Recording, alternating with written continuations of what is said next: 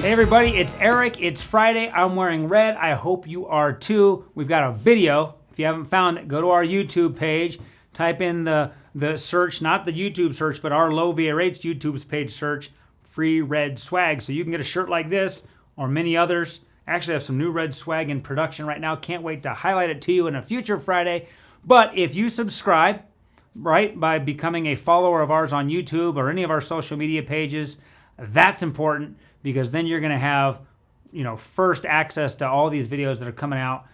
Now listen, I understand there's more exciting things to watch, but every now and then our brains go to, okay, I got to focus on VA loan stuff, and I got to learn because I want to buy my dream home or because my rate's too high. That's why you're following us today. I know you got a lot of better things to do with 99% of your time, but I'm here for you when you're in VA loan mode. And today we're going to talk about 8 ways in which you can avoid foreclosure if you have a VA loan. Now, you may say, well, there's got to be more than 8 ways, or how about just make your payment? Listen, we're educating ourselves today, and I want to talk to you about 8 ways that we think are pretty cool to avoid foreclosure. These are like little tricks, little things that we think you might know, you might want to know. So, number 1, drum roll, make your payment every month. I'm not being sarcastic here, guys. I'm telling you, when you start missing mortgage payments, it becomes habitual. The easiest way to avoid foreclosure, make payments. If you're making your payments, we don't need to go any further down the list because you're never going to be foreclosed on. Now, if you tend to be forgetful, you can set up auto pay with your servicer or lender so that it automatically comes out. You no longer have to remember when to make your payments. You can also pull out the old trusty phone. Where's my phone? Panic set in for a second because I forgot I set my phone down. Set a reminder on your phone that notifies you a day or two before your payment's due. Now, of course, there are outside circumstances in life, like the loss of a job, COVID, things that can prevent you from being able to make your monthly payment. And if you find yourself in that situation, here are some tips that can help you still avoid foreclosure. Strategy number 2, bullet point number 2, refinance, okay? You may say, well, how is refinancing going to help me avoid foreclosure? Well, if you're jobless and you have no income, this isn't possible anyhow. But if you've just been squeezed, things are tight, it's a great time to refinance. I can't tell you how many people say, well, if I can't save, a few $100 a month on a refinance, then it's not worth doing. You go talk to someone that's been foreclosure, and a couple $100 a month, in hindsight, would have saved their house. When things get tight, 50, 60, 70 bucks can go a long way. So look at a refi.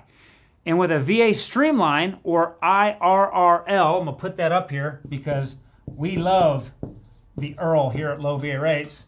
Okay, with the IRRL, you can close in as few as 10 days if you have a VA loan that's clean and ready to rock and roll. Now, that's the fastest that you can possibly do it.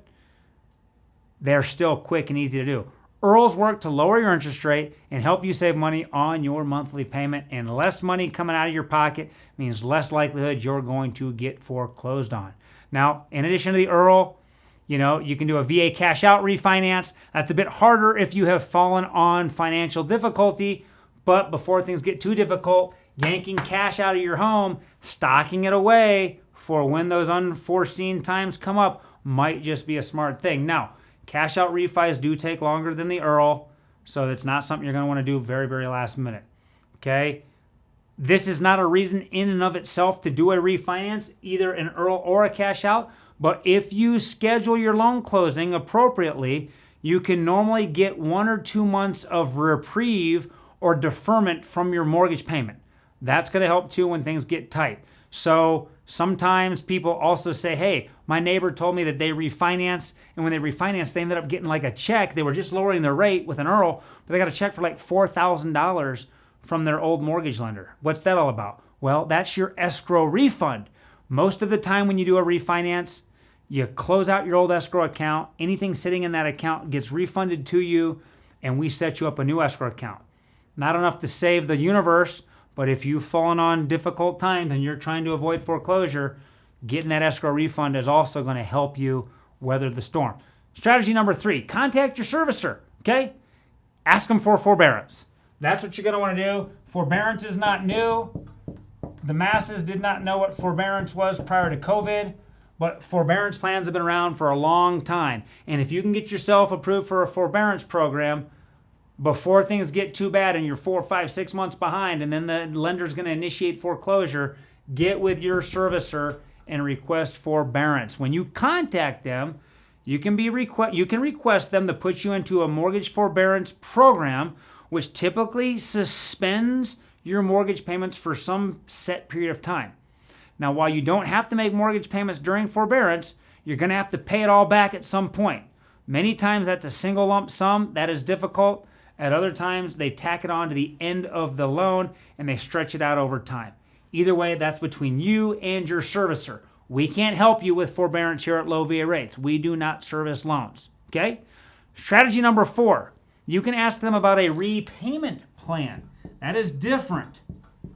Repayment plan. Repayment plan is different than forbearance. Forbearance, you do that up front because you see the storm coming. A repayment plan is when you've missed payment 1, payment 2, payment 3. Now, smack's hitting the fan. You don't want to get foreclosed on. You're denied for forbearance, but you think you can muster up enough strength and money somehow to repay them the interest that you're behind on. That's better than foreclosure, but you're going to have to work again with your servicer, figure out something that you both agree on that allows you to repay them over time and get caught backed up. And as long as you can still afford those payments, which are typically higher than the ones that you were missing, there's likely, light over the horizon. This is not the worst thing ever. Don't worry about it. If you're in this position, work with your lender. Now, number 5, you can ask for a loan modification. Okay, this is also not new. And anyone that is in forbearance, modification. Guys, man, I'll have to start doing some studying. Modification. Modification is also not new. We talk a lot about, and there was a lot of fear up front when the CARES Act came out and people were going into forbearance plans due to COVID. Oh my gosh, my lender can force me to pay $20,000 in a lump sum. This has not played out that way. This were not fear tactics. This is what people were hearing, and this is what we were learning. What we have found is most people that go into forbearance, and even sometimes in a repayment plan, once they're back on their own 2 feet, that lender wants to start receiving timely payments again. They can modify your mortgage and take all of that forborne, okay, interest and payments, or the repayment plan, tack it on to the end of your loan and modify the whole thing. They may change your interest rate. They're allowed to do that. Okay, you owe them a lot of money. But a modification that meets your needs, it's a new schedule, a new scheduled payments, new payment dates, maybe, it's up to the lender. But if they agree to the loan modification, that is a very good way to avoid foreclosure. Try it. Please try it. We don't want any of you guys to be foreclosed upon. Finally, lastly, arrange for extra time with the lender to sell your home. And I said lender, really it's the servicer. When you're in trouble financially, it's the person you're making payments to that's the piper. That's who you got to pay, right? You know how they say it's time to pay the piper? If your lender realizes that you're a few months behind and it's not getting any better, it's in their best interest. It's expensive for servicers to foreclose. There's attorney fees and all this other jazz. You get on the phone with your lender and say, hey, look, we think we can sell our home. We need some time to do it, but we want to sell our home because when you sell your home, you're able to pay off the balance that you owe the piper, right, the servicer, and any interest that's behind, any penalties and fees. You can start over with a clean slate, and though that would be horrible to have to sell your home and pick up your family and go rent or go move to a smaller house, I can promise you'll look back, as with all of the hard things in life, it's the hard things that kind of create who we are and make us who we are. You do not want to go foreclosure. You do not want to go into foreclosure. Avoid it at all costs. And sorry, I forgot to put this up here. Sell your home. You can't afford it. I'm sorry. Something bad has happened outside of your control. There's no shame in this. Matter of fact, most of you are probably sitting on quite a bit of equity right now and may not only be able to get out from under this heavy burden of your home, but walk away with quite a bit of cash to go relax with, downsize, reboot, come back, fight another day, right? Number 7, we got 8 coming here, so I'm going to put 7 over here. The 7th strategy to avoid foreclosure, you could discuss a short sale. Now, you might say, wait, sell the home, short sale, what's the difference? Well, I'm not a short sale expert, but I will tell you, simply put, when you sell your home short or on a short sale, it's because all of the interest and all of the penalties and all of the balance that you owe your mortgage lender is more than what you could sell your house for. So you're underwater on your mortgage. Now, this is very unlikely in 2021 because equity is at an all-time high in this country. But during the housing collapse, a lot of short sales. People were losing their jobs and they couldn't sell their home for what they owed. Again, because foreclosure is expensive for the lender, for the servicer, for the mortgage company, they may agree to allow you to sell your home at a price that doesn't even make them whole, but it's less expensive for both parties in the short term. This is going to hurt your credit.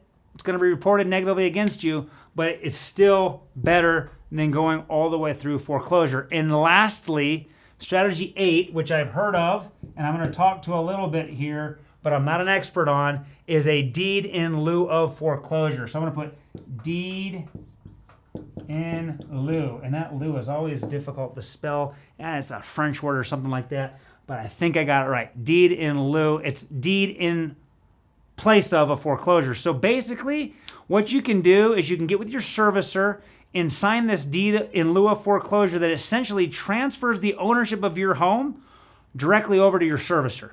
You're deeding the house over to them. There's no sale involved. There's no short sale or anything else. You're not going to be able to continue living in the home because it's no longer going to belong to you once you transfer that deed over to the servicer. It's still better than a foreclosure. It doesn't impact your credit nearly as bad. And that's what we're trying to do here. We're trying to decrease the damage, keep it as clean as possible. If you follow these 8 steps, right? Or I guess strategies, starting here with the easiest, if you've gotten a deed in lieu or short sale, man, things have gotten pretty tough, but you'll get out of it. I want to leave you with a bonus tip today. If all else fails and your servicer isn't willing to work with you, contact the VA directly, not low VA rates, but get online and contact your VA representatives, your local VA center. Get a hold of them, okay? They've got technicians, that's what they call them, that can negotiate on your behalf and try to convince the servicer to come up with some sort of an agreement that keeps you out of foreclosure. Now, just be aware that these VA loan technicians are primarily for veterans that have VA guaranteed loans. If you're a veteran and you went FHA or conventional, they're not going to be able to work with you nearly as much, but you still might try calling them to see if they can't intervene. Now, look, guys, as veterans, most lenders out there and mortgage servicers, we are willing to help. Even though this is a bad position to put us in. We lent you this money. We took a risk on you. We understand things happen. We will always do as much as we possibly can to work out a solution that works for both you and for us. So if you're facing hard times, if foreclosure's on the horizon, reach out. As we've explained, there is hope. You don't have to be foreclosed on in many circumstances. Thanks for watching. Not the most exciting topic, but we like to keep it, real here. And this is something that people do struggle with from time to time. I hope you found this helpful and avoid foreclosure if things ever get bad. Thank you.